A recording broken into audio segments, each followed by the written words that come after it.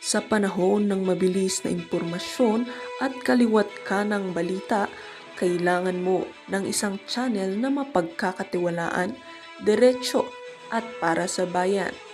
Ito ang Balitang Pambansa, ang iyong bagong tahanan ng mainit na issue, tunay na impormasyon at mga balitang hindi mo dapat palampasin. Mula sa mga trending na kaganapan sa social media hanggang sa mga seryosong isyong pambansa. Bantay kami sa bawat sulok ng bansa para sa iyo. Hindi lang basta chismis, kundi validated news, mga impormasyon na may batayan at mga kwento ng tunay na buhay Pilipino. At kung gusto mong laging nauuna sa kaalaman, huwag kalimutang mag-like, mag-share at higit sa lahat, mag-subscribe. Dahil sa Balitang Pambansa, balita mo, boses mo, bayan natin ito.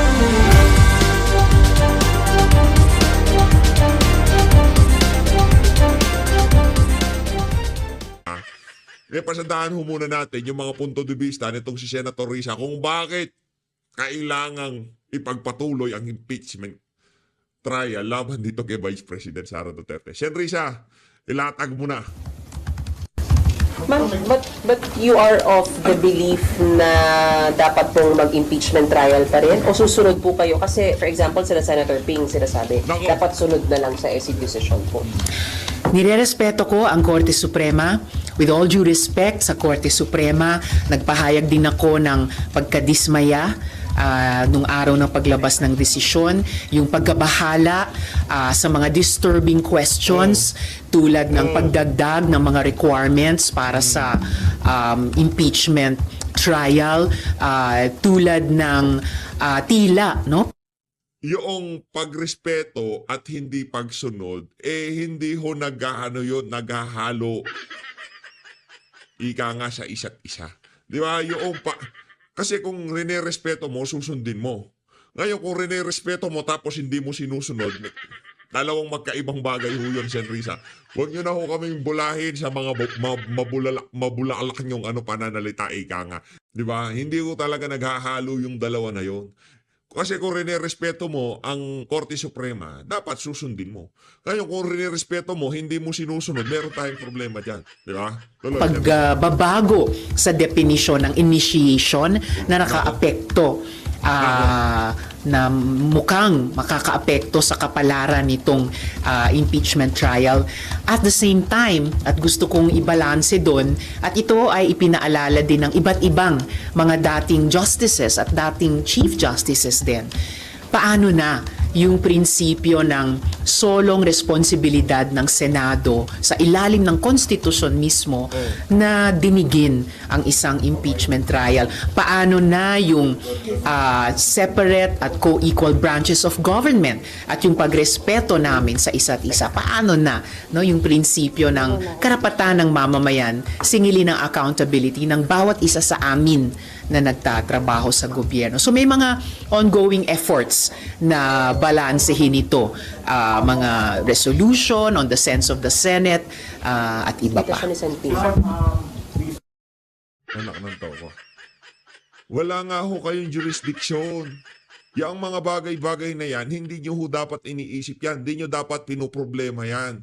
Yung solong trabaho na ibinigay sa inyo ng saligang batas, oo, sa inyo yung trabaho na yan. Kaso hindi nyo pwedeng gampanan yan kung wala kayong jurisdiction in the very first beginning, ika nga. Diba? Ang labo, Sen Risa. Pinagmemekos-mekos nyo usapan. Hindi naman kinikwestiyon ng Korte Suprema yung kapangyarihan nyong magsagawa ng trial, impeachment trial dyan sa Senado. Hindi niya kinokontra yung inyong trabaho bilang Senator Judges, ika nga. Wala tayong problema doon. Ang sinasabi lang ng Korte Suprema, wala kayong jurisdiction. Kasi doon pa lang in the very beginning, ayan na naman, in the beginning na naman tayo. Di ba? Mali ang proseso ng impeachment laban dito kay BP Sara. Dapat to kasi ika nga by the book lahat ng nangyayari dyan. Hindi ho pwedeng bara-bara kung sino na lang makaisip. Gusto niya ganito, gusto niya ganyan. Pwedeng ganon. Gusto ni Reginald Velasco, ayaw niya yung 3 complete, hinintay niya yung pang-4. Hindi pwedeng ganon. Pagka tinanggap ni Secretary General, ang pangalan to, itong si Secretary General Reginald Velasco, start na yung one-year rule bar dyan. Ngayon, yung sinasabi naman ni Terry Redon, paano pagka yung isang presidente, Chief Justice, Vice President, meron siyang kaibigan para ma-activate lang yung one-year bar rule, pasampahan niya ng impeachment yung kaibigan. Paano pag nagdire-diretso? Ano ka, tanga ka? Hindi, yung lohika na yun ang pinaka walang kwentang lohikang narinig ko na argumento dyan sa impeachment na yan, dyan sa one-year bar rule na yan. Walang impeachable government official na nasa matinong katinuan na pasasampahan ng impeachment complaint ang kanya sarili. Di ba, Senator Risa? Kahit alam ko, sigurado, sang-ayon dun sa akin si Senator Risa. Kung maging presidente ka, Senator Risa, tapos puro sabaw-sabaw pinaggagawa mo, alam mo nang puro kapalpakan ng mga pinaggagawa mo, maghahainan mo ba ng impeachment sarili mo? Humirap ba o dumali ang impeachment? Well, at this very moment, habang wala pang nagfa-file halimbawa ng motion for reconsideration, habang pina-finalize pa ang anumang resolutions, mukhang nakakabahala sa kalooban ng lahat. Kaya nga, sinusubukan sa pamamagitan nitong iba't ibang reliefs o proseso linawin, no, para hindi maging mas mahirap, kasi mahirap na nga, challenging, marami ng requirements ang impeachment sa ilalim ng konstitusyon. So nabahala po, hindi lang ako, yung ilan sa amin sa recent decision. So susubukan namin linawin ang mga bagay-bagay para at least, no, yung mga binanggit ko mga prinsipyo kaugnay ng iba't ibang branches of government at kaugnay ng ating mga mamamayan ay hindi lalong mapahirap. Hindi naman mapadali dahil hindi naman madali ang anumang impeachment, pero at least malinaw na maitaguyod. Pero talagang theory, mas mahirap siya. I think yun yung sense ng mga nagpapahayag ng pagkabahala at yung sense ng mga grupo at individual na nagko-consider or magsasagawa ng kanyang mga motion for reconsideration at saka resolution, na kung humirap ay humihingi ng kalinawan para yung at dapat lang naman na hindi madaling proseso ng impeachment ay hindi maging mas lalong mahirap. May judicial overreach na na-commit yung Supreme Court na pangihimasan sa impeachment process. Yun yung isang ipinahayag kahit ng ilang mga dating Chief Justices at No, teka lang. Senator Rodante Marcoleta, napapanood niyo ho ba to? Nako, judicial overreach. Sino nagsabi? Si Antonio Carpio. No, tayo dyan. Associate Justices. And I hope yung isyong iyon ay mariresolve sa lalong madaling panahon, habang sa pagkaintindi ko ay pending pa rin itong impeachment trial. Ma'am, sabi niyo nga po, in session yung impeachment. Yes. Pero meron pong Supreme Court ruling ang nakalagay doon, immediately executory. So how do you go about that po? Sabi niyo po, din, tama po ba, na dapat tuloy lang yung trial? Yes.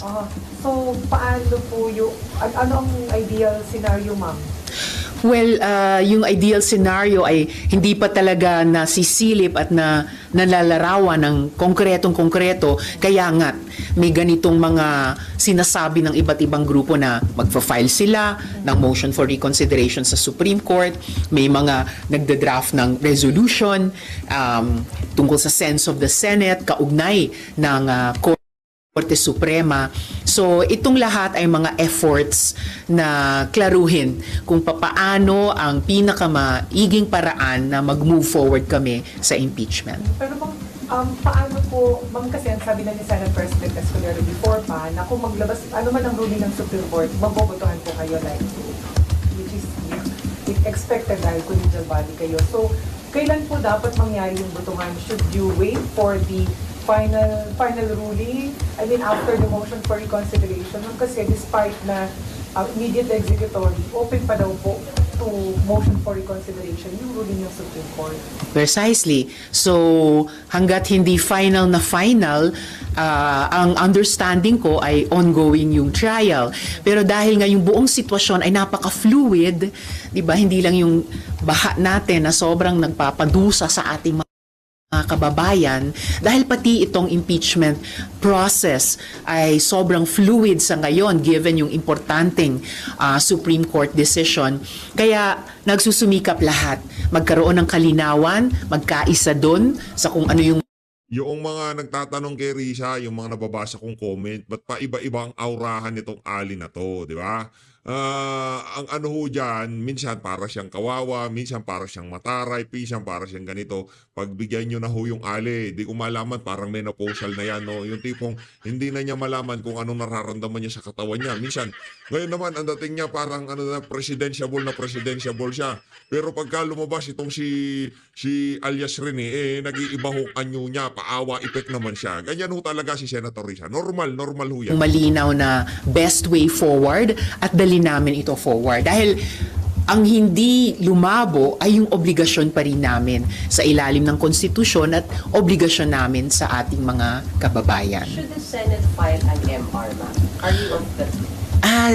Nasabi din yan ng mga legal experts na nagbigay ng analysis sa Supreme Court decision na posibleng ang House o posibleng ang Senate ay mag-file ng motion for reconsideration. Wala pa akong naririnig dito sa mga kasama kong senador na nagsusulong na maghain kami ng MR. But that's always in the realm of the possible. So tingnan natin ano yung mapag-usapan at mapagkasunduan naming way forward. Pero kayo, ma'am, will you move na mag-file kayo ng MR? I'm not yet at that point right now. Oo, sa ngayon, inoobserbahan ko yung mga grupo na nagsabi na sila'y magfa-file ng motion for reconsideration. Sinusuportahan ko yung pag-draft ng isang resolution on the sense of the Senate tungkol sa mga payo sa mga Virgin effect ka pa. Ito na si Senator Rodante Marcoleta. Siya lang naman hinihintay dito sa video na to. Game! Birthday po sa inyo. Sayang biyernes ng hapon sa inyong dalawa. Nelson. Belated happy birthday, Senator Rodante Marcoleta. Wala man lang papansit dito, Sendante. Ano ba yan? Para namang papansit ka naman, pakanton ka naman, Sendante. Grabe, oo. Kahit kanton lang. Pampahaba ng buhay, oh. Oh, sige na, okay lang. Biro lang. Just kidding. Baka seryoso ni Sendante. Tabunan ako ng pansit kanton dito. Jen. At lalong-lalo na po sa ating mga kababayang patuloy pong sumusubaybay sa atin. Oh. Salamat po sa inyong hindi matatawarang pagtangkilik. Ayan, opo. Talagang nakakapagbigay po ng inspirasyon. Lalong-lalo na po sa dalawang kasundaluhang narito. Ayo. At sa lahat din po ng ating mga kababayan na nagpaabot ng pagbati sa inyong karawan sa Senado ay marami akong nakita mga senador na nag-post at napakarami po ng likes at comments. Sa kabiglaanan kasi, Jen, dahil nga akalain mong first na Batiin nyo naman ho ng maligayang kaarawan itong si Senator Rodante Marcoleta dyan sa comment section. Malay natin, maligaw siya dyan dito sa video na to. Baka akala niya, hindi natin siya tinuturing na special dito sa PH Update. Batiin nyo naman ho ng happy birthday. Birthday niya noong July 29. Mega love shoutout na happy birthday, Senator Rodante Marcoleta. Mega love shoutout. active session. Yun pa naman ang birthday ko. Martes, 29. Di ba? Ang nangyari, kumukulo pa naman ang tiyan ko, kaya ang daming discomfort. Ganun po ba? Nako. Nagkataon naman, Jen, na nung birthday ninyo, ang dapat ibibigay sa inyo, cake na red ribbon. Blue ribbon yata na ibigay. Ang dami nga nagbigay ng cake. Ang isang masarap na, hindi man cake, kakanin, galing ng Pampanga. Ganun po. Si Senador Lito Lapid. Alam mo yung mahablang kayo. Mahablang, opo. Nagawa Kapampangan. Puting-puti yun, kabisado ko yun, sapagkat yung mga tiyahing ko, nung malita ko, talagang yun ang kanilang ekspertong ginagawa na kakanin. Sarap niya. May mais. Yun na nga, kumukuluan tiyan natin. Hanggang ngayon, hindi ko pa natitikman yun. Baka naman may natira pa. Ayun nga po, nung araw na yon, birthday nyo, ay nagtalaga ang Senado ng iba't ibang mga committee chairmanship. Ang napunta sa inyo, sa balitang natanggap namin, ay yung Blue Ribbon, saka yung Trade and Commerce, Sen. Baka napagkamalan lang red ribbon dahil birthday ko. Yun nga. Oo. Trade and Commerce. Tsaka meron pang isa na ibibigay sa atin. Hindi lang na i-broadcast pa. Ganun po. Ilan ba lahat ng komite ng Senado, Sen? Kasi 24 lang naman kayo, di ba? Ang alam ko, 41. Kaya mas marami pang committee kaysa sa senador. Oo nga. Kaya pala meron senador sa inyo, 3 ang komite, no? Meron naman 2. Merong 4. Pero yung iba kasi, automatic, gaya ng majority leader, pro tempore, at saka Senate President, di ba? Sila naman kasi wala ng committee yun. Opo, sa lahat sila, part Senate na. President pro tempore ka o Opo. majority leader. Kahit na yung deputy majority leader kasi dinagdagan nila ngayon. Opo. Merong 3 majority, deputy majority leader sa panig ng majority. At saka 2 deputy minority leader. Panig ng minority. Well, pagka minority leader din naman, automatic na lahat ang miyembro ng lahat ng komite, no? Kasi Ex officio. ex officio member. Ngayon, paghahatian nyo sa 41, divided by 3, sa aming panig, yung dalawa, yung kasi sa majority ako eh. Opo. So 41 yun, divided by 3, ilan ba yun, Nelson? 41 divided by 3. Mga... Ilan? Halos...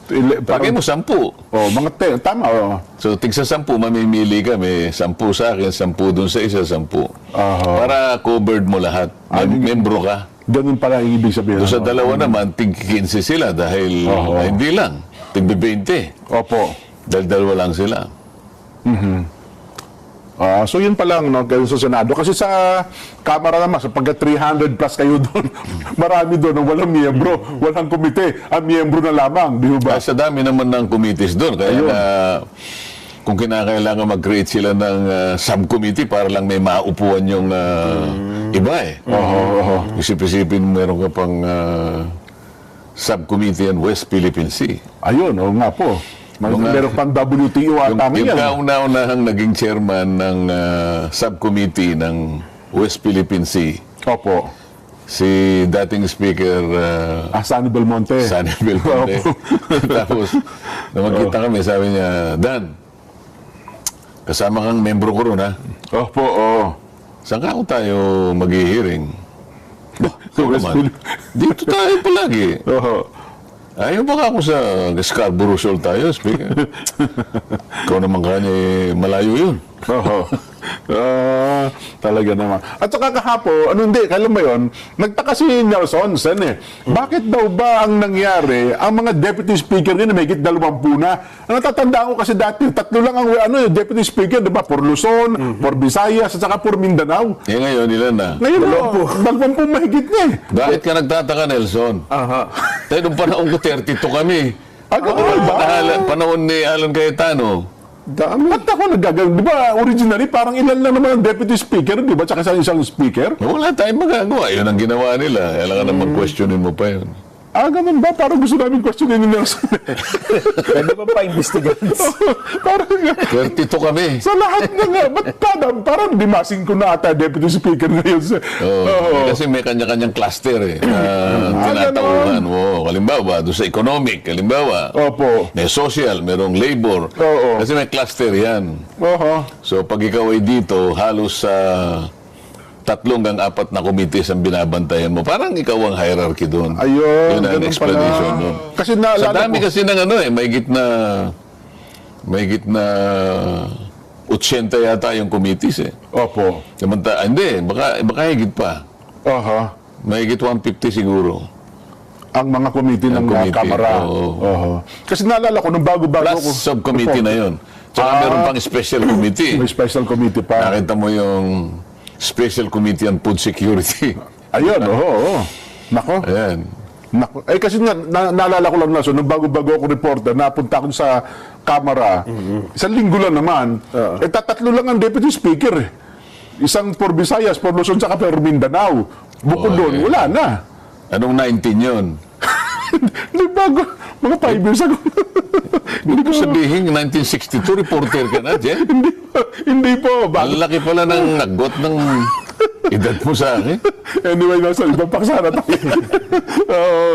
Ano bang mga mainit na usapin ngayon? Habang din lamang nasimulan mo na yung Blue Ribbon Committee. Ayan. Ang tinatanong ho nila agad ngayon, Sen, dun ho sa ating mga kabayan, yaman din lamang kayo na po ang nasa chairman ng Senate Blue Ribbon Committee. Ayan, Ano na po ang inaasahan? At meron na ho ba kayo nakatalaga kung sino-sino ang mga miyembro ng Blue Ribbon Committee? Ba, yung Blue Ribbon Committee, Jen, Nelson, Opo. ay isang nakapormang committee na yan. May tao na talaga yan. Ang ganun ho ba? Ang pinaka-head niyan ay tinatawag na Director General. Oho. Kapatid ni Congressman Miro Kimbo. Talaga kukuya niya yon. Oho. Naka-wheelchair yon, pero very competent, ha? Okay. Matagal na Opo. siya roon at ang pagkakaalam ko, magre-retire siya itong December. Opo. So, meron na talagang ano yon. Meron talagang May composition. tao yon. Opo. May tao yon. At sa aking palagay, sa tagal ng pagkakatatag ng Blue Ribbon Committee, ay talagang may kasanayan na. Yung competence nila, kung ang pag-uusapan ay pag-build up ng kaso. Opo. Yung mga tinatawag na stop work. Para sa ganun, ay hindi ka lang basta-basta nagtatanong. Pag nagtanong kami, basihan yan. Hindi yung kung ano-ano lang tinatanong. Parang kung sino-sino lang ng mga yung mga, anong tawag din sa mga nasa television, ang tanging gawain lang ay magtatanong ng wala naman direksyon ng mga tanong, hindi ba? Oho. Doon hindi.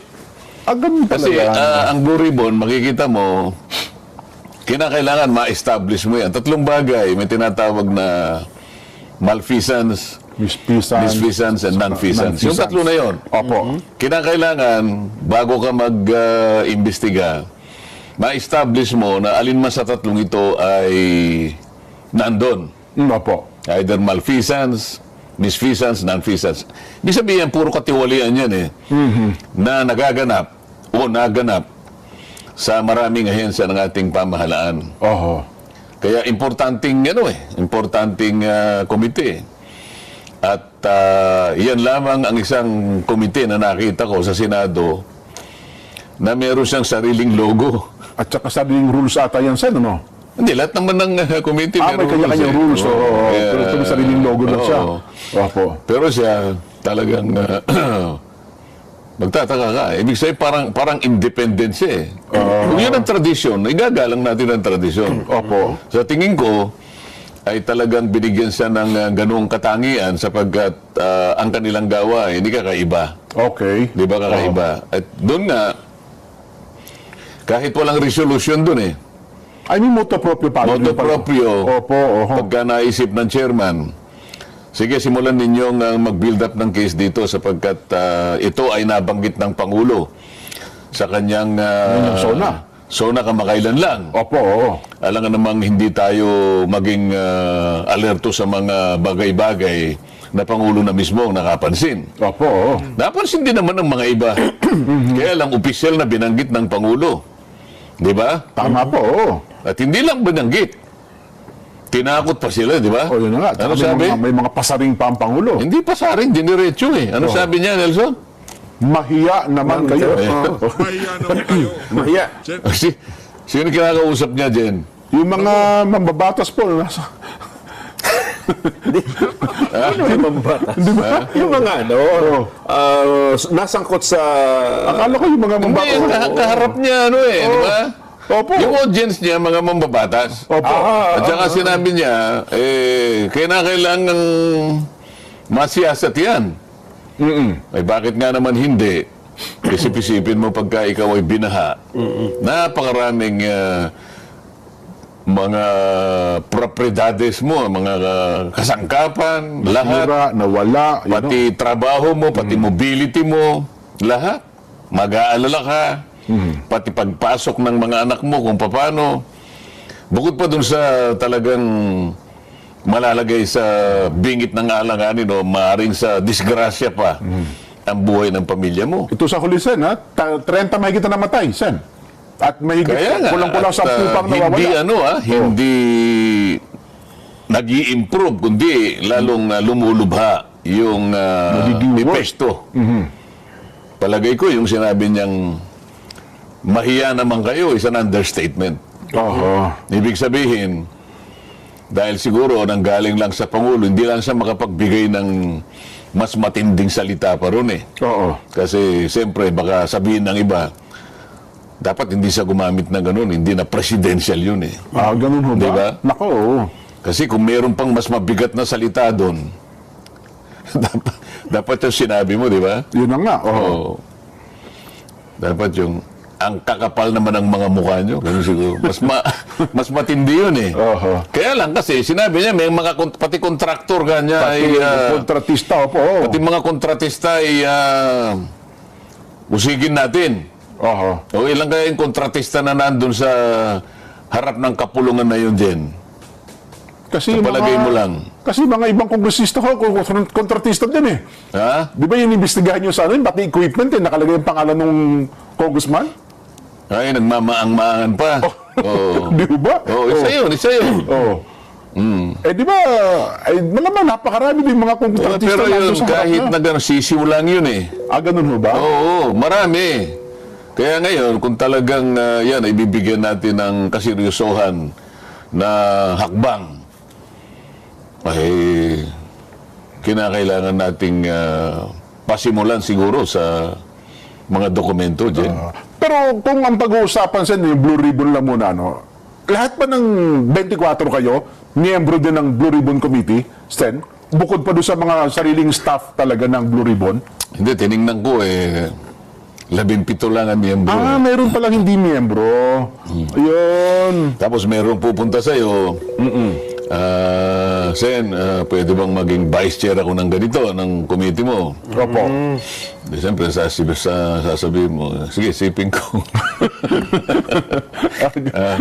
Baka naman gusto mo kung, sipin ko nga, di ba? Ayun. Mabalik tayo doon. Opo. Meron silang kasanayan. Yung May mga staff. direksyon ang kanilang bawat hakbang at gampanin na gagawin. Hindi kagaya ng mga ibang mga nasa television. Opo. Ha? Napakadali kasi ng trabaho nila eh. Ang trabaho lang nila magtanong eh. At saka magparatang. Minsan, Pero kahit kailan itong mga ito, hindi pa sila nalagay sa kalagayan na sila naman ang tinatanong. Nako. Di ba? Parang nahihinuha ako lang. Kasi- yan. Ako, parang meron akong yung mga iba dyan, baka ramdam ko na yung kaluluwa nila nadidisturb na naman. Senator Rodante Marcoleta, yan ang nga ba sinasabi natin. Ito naman ang panahon para yung mga to, sila naman ang tanungin. Kasi ang angas nga naman, di ba? Sa mga quadcom, kala mo sinong malilinis. Pero nagpapatayo ng barangay hall sa bangketa. 19 million. Ayun, ngayon, puro debris na. Nakampetang ka. Sige, Sen. Imbestigahan mo na lahat yan. Kasi tinangka ko na ipatawag doon sa ABS-CBN hearing nung kanyang renewal. Opo. Ayaw pumunta. Magaling lang sila, mag-imbita na sila pag tatatanungin ka sa programa nila. Pero pag silang inimbita mo, Yung mga angkor ba tinutukoy nyo, Sen? Mga angkor din nila? angkor ba yung tawag doon? Angkor po ang tawag doon. Broadcaster, announcer. O yan, yung mga yan. Oho. Nang kanilang napag-aralan lang at nagkaroon ng kasanayan, ay yung magtatanong ka lang. Pero alam mo, pati pagtatanong alam mo may pagka-personal Kasi kung ikaw angkor ka dyan, kailangan mabigyan natin ng konting emphasis ito. Pag angkor ka at ang tinatalakay mo yung sinasabi nating public affairs, Opo. makikinabang ang tao dito Sapagkat lalong-lalo na kung alam nilang ikaw ay matagal na dyan sa profession na yan. At kilalang-kilala ka Opo naman, oo. Mapagkakamalang ka na napakagaling mo. Depende sa mga taong kinakausap mo, di ba? Opo, oho. Ibig sabihin, naniniwala sila sa iyo. Nagkakaroon sila ng paniniwala na maaaring lahat ng naririnig nila lalo na sa pagtalakay mo ng mga issues, nakakakuha sila ng mga batayang impormasyon na nakapagbibigay sila ng Siyempre iba po, yung kaalaman. magmumol dyan sa isipan ng tao. Ngayon, pananagutan mo bilang anchor na huwag ka maging bias, ano? Kailangan kailangan objective ka para hindi mo mailigaw ang tao sa paniwala na dahil nga sa pagtatanong mo, akala mo yung taong pinararatangan mo, akala mo'y ganon. Tama. Kapag hindi ka objective, pag hindi ka nasa gitna, hindi ka dapat nandun eh. Sa akin lang. Sa akin lang. Kasi ang responsibilidad mo, napakalaki. Kumbaga, public property ka na eh. Totoo po. Naniniwala sa'yo, nakikinig sa'yo ang tao. Tama. Kasi kung sino-sino lang halimbawa, biglang gumawa ng programa si Saito. Di ba? Opo.